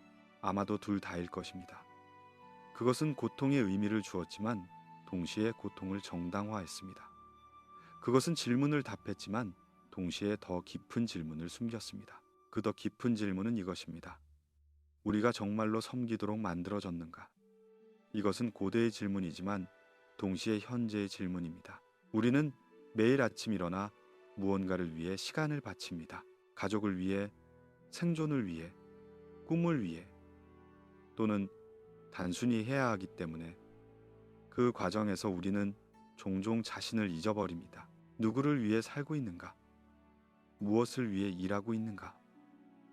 이 모든 것의 끝에 무엇이 있는가? 신화는 이 질문들을 신들의 이야기로 포장했지만 그 본질은 변하지 않았습니다. 아눈나키를 둘러싼 해석의 거리를 다시 확인해 봅시다. 그들을 신으로 읽는가? 외부 존재로 읽는가? 이 선택은 단순히 고대사에 대한 의견 차이가 아닙니다. 그것은 세계관의 차이이고 우리가 현실을 이해하는 틀의 차이입니다. 만약 그들이 신이라면 우리는 의미와 초월을 찾을 수 있습니다. 만약 그들이 외부 존재라면 우리는 기술과 통제를 마주합니다. 둘 다 인간적 필요에서 비롯된 해석이고 둘 다 완전하지 않습니다. 수면 다큐다운 결론 톤으로 마무리해 봅시다. 우리는 확신을 추구하지 않았습니다. 우리는 여백을 찾았습니다. 점토파는 많은 것을 말하지만 더 많은 것을 말하지 않습니다. 읽기 문자는 명확하지만 의미는 늘 해석을 필요로 합니다. 역사는 기록되었지만 진실은 여전히 멀리 있습니다. 그리고 그것이 괜찮습니다. 우리는 답을 찾기 위해 이 여정을 시작한 것이 아니라 더 나은 질문을 찾기 위해 시작했습니다. 공포 대신 사유의 온도를 유지하며 마무리합니다. 우리가 노동 종족으로 만들어졌는지 아닌지는 증명할 수 없습니다. 하지만 우리가 지금 어떻게 살고 있는지는 관찰할 수 있습니다. 우리의 시간은 어떻게 쓰이고 있는가? 우리의 에너지는 어디로 향하는가? 우리의 꿈은 누구의 것인가? 이 질문들은 외계 존재의 존재 여부와 무관하게 중요합니다. 왜냐하면 그것은 우리의 자율성, 우리의 존엄성, 우리의 자유에 대한 질문이기 때문입니다. 내일의 삶에서 작은 실험을 제안합니다. 당신의 노동과 시간을 한번 관찰해 보세요. 누가 그것을 정의하는가? 무엇이 그것을 요구하는가? 어떻게 그것이 분배되는가? 이것은 음모론적 의심이 아니라 자기 인식의 연습입니다. 우리는 종종 습관적으로 살아가며 구조를 당연하게 받아들입니다. 하지만 한 번만 멈춰서서 들여다본다면 우리는 보이지 않던 패턴을 발견할 수 있습니다. 그리고 그 패턴을 인식하는 것만으로도 우리는 조금 더 자유로워집니다. 점토는 단단하지만 해석은 늘 부드럽습니다. 이 문장으로 우리의 여정을 마무리합니다. 사실은 고정되어 있을지 모르지만 의미는 늘 유동적입니다. 같은 텍스트를 읽어도 각 시대는 다르게 이해하고 같은 사건을 경험해도 각 사람은 다르게 기억합니다. 역사는 과거에 대한 것이지만 동시에 현재를 비추는 거울입니다. 우리가 과거에서 무엇을 보는가는 우리가 지금 무엇을 필요로 하는가를 드러냅니다. 오늘 밤은 정답 대신 숨을 고릅니다. 당신의 호흡이 느려지고 몸이 이완되며 생각이 흐려집니다. 아누나키가 누구였든 홍수가 무엇이었든 우리가 왜 여기 있든 지금 이 순간은 고요합니다. 질문들은 내일도 있을 것이고 역사는 계속 해석될 것이며 점토파는 박물관 선반에 남아있을 것입니다. 하지만 지금 이 밤에는 단지 쉬어도 좋습니다. 조지 스미스가 점토판을 처음 해독하던 그 순간을 다시 떠올려 봅니다. 촛불에 흔들리는 빛, 쐐기 문자의 작은 홈들, 그리고 갑자기 펼쳐지는 이해의 순간. 그 전율은 지식의 전율이 아니라 연결의 전율이었습니다. 수천 년의 시간을 넘어 한 인간이 다른 인간의 목소리를 들었습니다. 문자는 단순한 기호가 아니라 달이었고 과거는 죽은 것이 아니라 여전히 말하고 있었습니다. 우리도 그 다리를 건넜습니다. 우리는 수메르의 도시를 걸었고 홍수의 물에 떠 있었으며 신들의 갈등을 목격했습니다. 우리는 유전자의 나선을 따라 내려갔고 감옥의 은유 속을 헤매었으며 질문의 미로에 들어갔습니다. 그리고 이제 우리는 여기 당신의 침대, 당신의 밤, 당신의 침묵 속에 있습니다. 역사는 끝나지 않습니다. 이야기는 계속됩니다. 점토파는 여전히 해독을 기다리고 신화는 여전히 재해석을 요구하며 질문은 여전히 답을 찾고 있습니다. 하지만 그것은 내일의 일입니다. 오늘 밤 우리는 단지 함께 시간을 보냈고 먼 과거의 이야기를 들었으며 우리 자신에 대해 조금 더 알게 되었습니다. 만물이 모든 것을 덮었습니다. 하지만 그것은 단순한 물이 아니었습니다. 그것은 기억을 지우는 물이었고 역사를 재설정하는 물이었으며 질서를 다시 쓰는 물이었습니다. 길가메시 서사시의 홍수 대목은 조지 스미스가 세상을 놀라게 한 바로 그 부분입니다. 한 남자가 신의 경고를 받고 배를 만들어 모든 생명을 구합니다. 그 남자의 이름은 우트나피슈팀이었고 그는 엔키의 도움으로 살아남았습니다. 이 이야기는 아트라시스와 연결되고 더 오래된 에리두 전승과도 얽혀 있습니다. 같은 구조, 같은 갈등, 같은 메시지가 여러 버전으로 반복됩니다. 주류 학계의 해석은 명확합니다. 홍수는 신들의 질서 회복을 상징합니다. 인구가 너무 많아지고 소음이 신들을 괴롭히며 통제가 무너질 위기에 처했을 때 홍수는 재설정 버튼이 됩니다. 그것은 실제 홍수의 기억일 수도 있습니다. 메소포타미아는 홍수에 취약한 지역이었고 역사적으로 여러 차례 대규모 침수 사건이 있었습니다. 고고학자들은 홍수 퇴적층을 발견했고 그것이 국지적이었지만 당시 사람들에게는 세계 전체가 물에 잠긴 것처럼 느껴졌을 것이라고 말합니다. 신화는 그 경험을 우주적 규모로 확대했고 개인의 비극을 집단의 교훈으로 변환했습니다. 홍수는 끝이 아니라 새로운 시작이었고 파괴는 정화의 과정이었으며 살아남은 자들은 더 나은 질서 속에서 다시 시작할 기회를 얻었습니다. 대안적 해석은 다른 이야기를 합니다. 만약 홍수가 통제에 저항한 인류에 대한 의도적 리셋이었다면 어떨까요? 만약 인간이 너무 많은 것을 알게 되었고 너무 독립적이 되었으며 더 이상 쉽게 관리할 수 없는 존재가 되었다면 소음이라는 표현은 단순한 물리적 소리가 아니라 반항의 목소리, 질문하는 목소리, 순종을 거부하는 목소리를 의미했을지도 모릅니다. 앤릴은 그 목소리들을 잠재우고 싶었고 홍수는 가장 효과적인 방법이었습니다. 살아남은 소수는 두려움 속에서 다시 시작했고 그들의 후손은 더 조심스럽게, 더 순종적으로 살아갈 것이었습니다.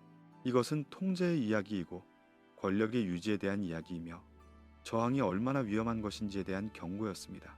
소음으로 인해 신들이 잠을 못 잔다는 모티프는 현대인의 감각과 기묘하게 공명합니다. 우리도 소음 속에서 살아갑니다. 도시의 끊임없는 웅성거림, 알림의 연속, 멈추지 않는 정보의 흐름. 우리는 조용히 있을 수 없고 침묵을 견디지 못하며 늘 무언가를 소비하고 생산합니다. 그 소음이 우리를 지치게 만들고 우리를 압도하며 우리의 평화를 빼앗아갑니다. 앤릴이 느낀 피로는 어쩌면 권력자의 피로가 아니라 시스템 자체의 피로였을지도 모릅니다. 너무 많은 것이 움직이고 너무 많은 것이 요구되며 너무 많은 것이 통제 밖으로 벗어날 때 시스템은 리셋을 원합니다. 그리고 리셋은 항상 대가를 치릅니다. 여러 문화권에 홍수 신화가 존재한다는 사실은 오래전부터 논의되어 왔습니다. 그리스의 데우칼리오는 제우스가 보낸 홍수에서 살아남았고 인도의 마누는 물고기의 경고로 구원받았으며 중국에는 대홍수를 다스린 우임금의 전설이 있습니다. 북미 원주민들도 각자의 홍수 이야기를 가지고 있고 남미와 아프리카와 태평양 섬들에도 비슷한 서사가 존재합니다. 이것이 공통의 역사적 사건을 가리키는가 아니면 인간이 보편적으로 경험하는 두려움의 표현인가? 과학적으로 전 지구적 대홍수의 증거는 부족합니다. 빙하기 말기에 해수면이 상승했던 것은 사실이지만 그것은 점진적 과정이었고 모든 육지를 동시에 덮을 정도는 아니었습니다. 하지만 국지적 홍수들은 수없이 발생했고 강 유역에 살던 사람들에게 큰 홍수는 세계의 끝처럼 느껴졌을 것입니다. 각 문화는 그 경험을 자신들의 방식으로 기억했고 신화로 만들었으며 후대에 전했습니다. 신화는 기억의 확대이고 교훈의 압축이며 공포의 의례화입니다. 에리두의 홍수 전승도 같은 패턴을 따릅니다. 지우수드라라는 이름의 왕이 신들의 경고를 듣고 배를 만듭니다.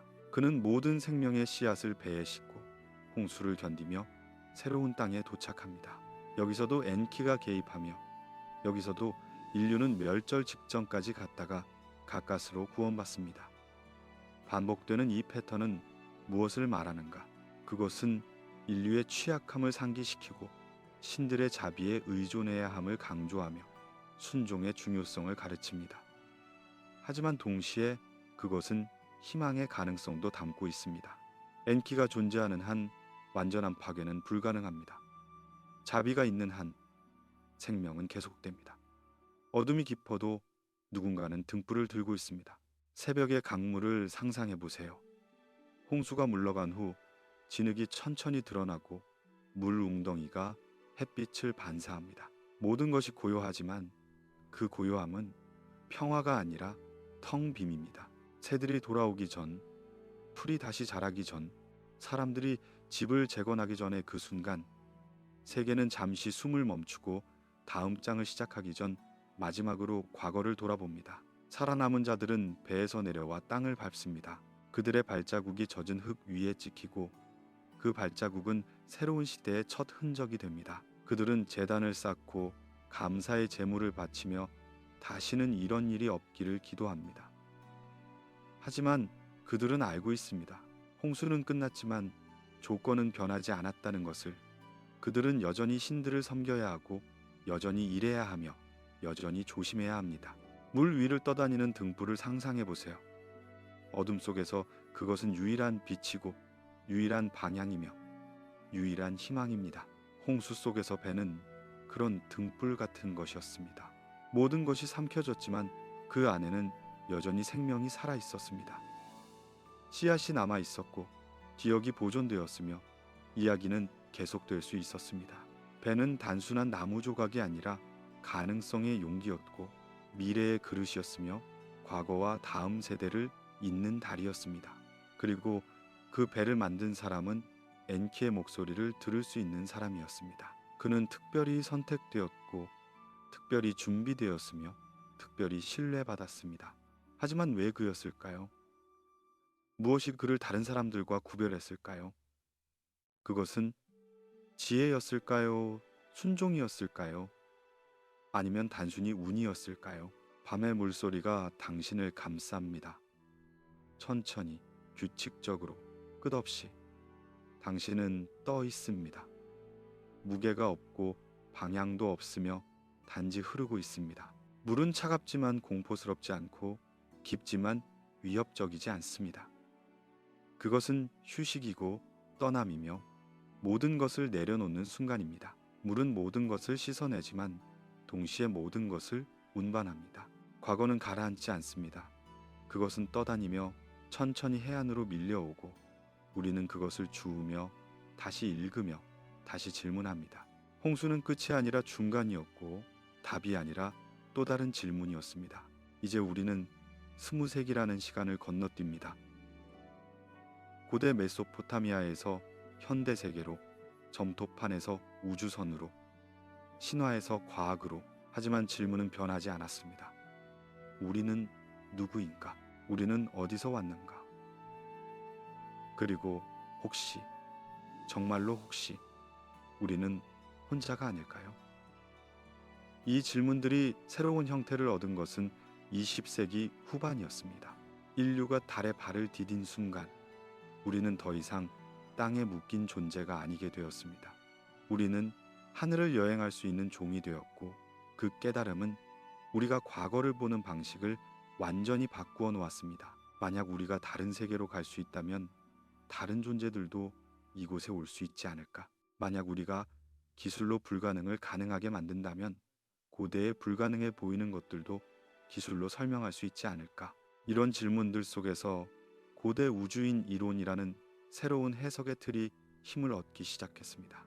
제카리아 시친이라는 이름은 이 담론을 대중화한 가장 중요한 인물입니다. 그는 수메르 점토판을 독자적으로 해석하며 아눈나키가 외계에서 온 존재들이라고 주장했습니다. 그의 저서들은 수백만 부 팔렸고 수많은 사람들의 상상력을 사로잡았으며 완전히 새로운 방식으로 고대사를 바라보게 만들었습니다. 하지만 주류학계는 그의 해석을 받아들이지 않았습니다. 언어학자들은 그의 번역이 부정확하다고 지적했고 고고학자들은 그의 주장에 뒷받침할 증거가 없다고 말했으며 역사학자들은 그가 텍스트를 문맥에서 분리하여 자의적으로 해석한다고 비판했습니다. 그럼에도 불구하고 그의 이야기는 확산되었습니다. 왜냐하면 그것은 단순히 고대사에 대한 학술적 주장이 아니라 우리 존재 자체에 대한 새로운 서사였기 때문입니다. 그것은 우리가 누구인지, 우리가 왜 여기 있는지에 대한 완전히 다른 답을 제시했습니다. 시친의 핵심 주장은 대략 이렇습니다. 약 45만 년 전 니비루라는 행성에서 온 존재들이 지구에 도착했습니다. 그들은 아눈나키라 불렸고 그들이 지구에 온 이유는 금을 채굴하기 위해서였습니다. 그 금은 자신들의 행성 대기를 복구하는 데 필요했고 지구는 금이 풍부한 곳이었습니다. 처음에는 아눈나키 자신들이 광산에서 일했지만 노동이 너무 힘들고 고되었습니다. 이기기라 불리던 하급 계층의 아눈나키들이 반란을 일으켰고 상급 계층은 해결책을 찾아야 했습니다. 그래서 그들은 지구상의 원시 인류, 즉 호모 에렉투스와 같은 유인원과 자신들의 유전자를 결합하여 새로운 종을 만들었습니다. 호모 사피엔스, 우리는 노동력으로 설계되었고 금을 채굴하기 위해 만들어졌으며 그들을 섬기기 위해 존재하게 되었다는 것입니다. 이 이야기는 아트라하시스 서사시와 놀라울 정도로 평행합니다. 신들이 노동에 지쳐 인간을 만들었다는 기본 구조가 그대로 남아 있습니다. 다만 신들이 외계 존재로 재해석되고 신화적 시간이 지질학적 시간으로 확장되며 점토와 피가 유전공학으로 번역됩니다. 시치는 이것이 번역이 아니라 복원이라고 주장했습니다. 고대인들이 실제로 목격한 것을 신화적 언어로 기록했고 우리는 이제 그 언어를 현대 과학의 관점에서 재해석할 수 있다는 것입니다. 하지만 이것은 정말로 번역인가? 아니면 투사인가? 그것은 통찰인가? 아니면 우리 자신의 시대적 관심사를 과거에 더 씌우는 것인가? 경계는 흐릿하고 답은 쉽지 않습니다. 니비루 개념은 특히 논쟁적입니다.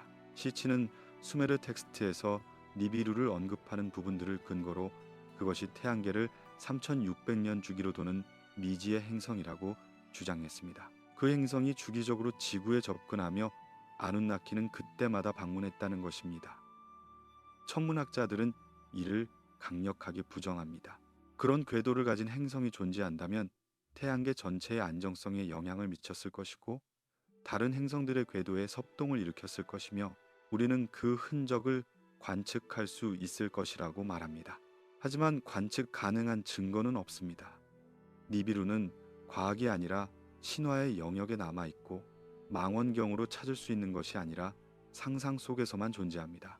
그런데 흥미로운 것은 니비루가 대중문화와 인터넷 담론에서 어떻게 변주되었는가입니다. 일부 사람들은 그것을 실제 천체로 믿고 재앙 예언과 연결시켰습니다. 2012년 또는 다른 특정 날짜에 니비루가 지구와 충돌하거나 근접 통과하여 대재앙을 일으킬 것이라는 주장들이 인터넷을 통해 빠르게 퍼졌습니다. 이런 주장들은 시친의 원래 이론과도 거리가 있고 과학적 근거도 전혀 없습니다. 나사는 여러 차례 공식 성명을 통해 니비루의 존재를 부정했고 그런 재앙 예언은 근거 없는 공포 조장에 불과하다고 밝혔습니다. 시친 자신도 니비루가 가까운 미래에 재앙을 일으킬 것이라고 주장하지 않았습니다. 하지만 일단 이야기가 세상에 나오면 그것은 통제를 벗어나 자기 방식대로 진화합니다. 그렇다면 왜 사람들은 이런 해석에 끌리는 걸까요? 왜 고대 신화를 과학처럼 읽고 싶어 하는 걸까요? 여기에는 여러 심리적 요인이 작용합니다. 첫째, 그것은 우리에게 특별함을 부여합니다. 만약 우리가 외계 존재에 의해 설계되었다면 우리는 단순한 진화의 산물이 아니라 의도적 창조물입니다. 우리에게는 목적이 있고 설계자가 있으며 우주적 맥락 속에서의 위치가 있습니다. 둘째, 그것은 고대 문명의 놀라운 성취를 설명합니다.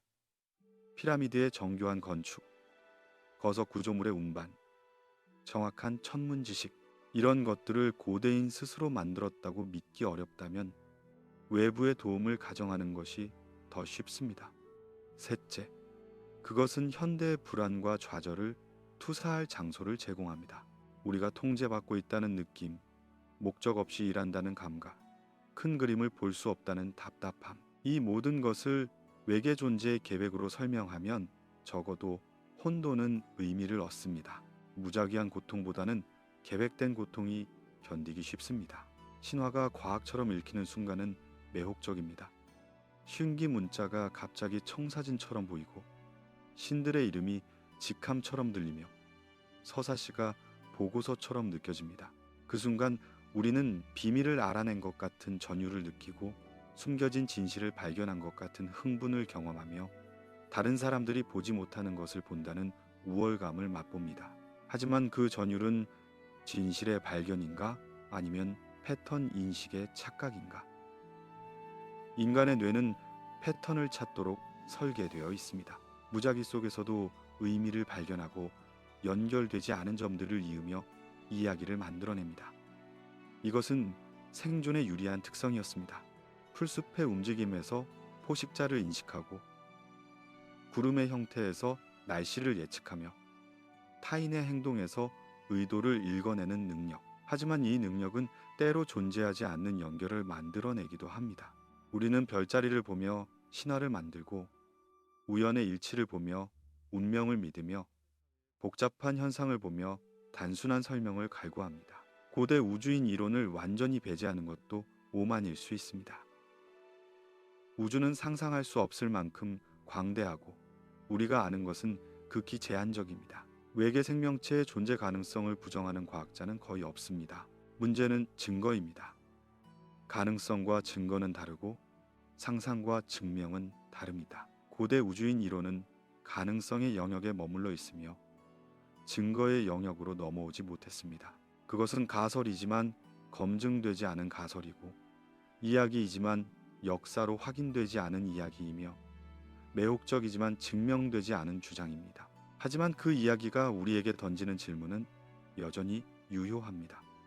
우리는 정말로 자율적인 존재인가? 우리의 역사는 정말로 우리 것인가? 우리가 자유의지라고 믿는 것은 정말로 자유인가? 이 질문들은 외계 존재의 존재 여부와 무관하게 중요합니다.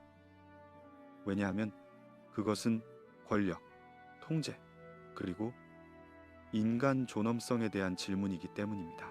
우리가 외계인에게 만들어졌든 진화의 산물이든 우리는 여전히 시스템 속에서 살아가고 여전히 통제를 경험하며 여전히 자유를 갈망합니다. 기원의 이야기는 다를 수 있지만 현재의 경험은 비슷합니다.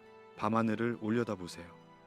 무수한 별들, 그보다 더 많은 행성들, 우리가 알지 못하는 무언가, 그 광활함 앞에서 우리는 작아집니다. 하지만 동시에 우리는 그 광활함을 상상할 수 있는 존재입니다. 우리는 질문할 수 있고 이야기를 만들 수 있으며 의미를 찾을 수 있습니다. 그것이 우리를 특별하게 만드는 것입니다. 외계 존재의 설계가 아니라 우리 자신의 의식이 우리가 스스로 만들어졌든 누군가에 의해 만들어졌든 지금 이 순간 우리는 생각하고 느끼며 선택합니다. 그리고 그것은 부정할 수 없는 현실입니다. 당신의 눈꺼풀이 무거워집니다. 별들이 천천히 회전하고 생각이 흐릿해지며 질문조차 부드러워집니다. 우리는 계속 나아갑니다. 천천히, 조용히 답을 향해서가 아니라 더 나은 질문을 향해서. 다음 부분에서 우리는 과학의 언어로 들어갑니다.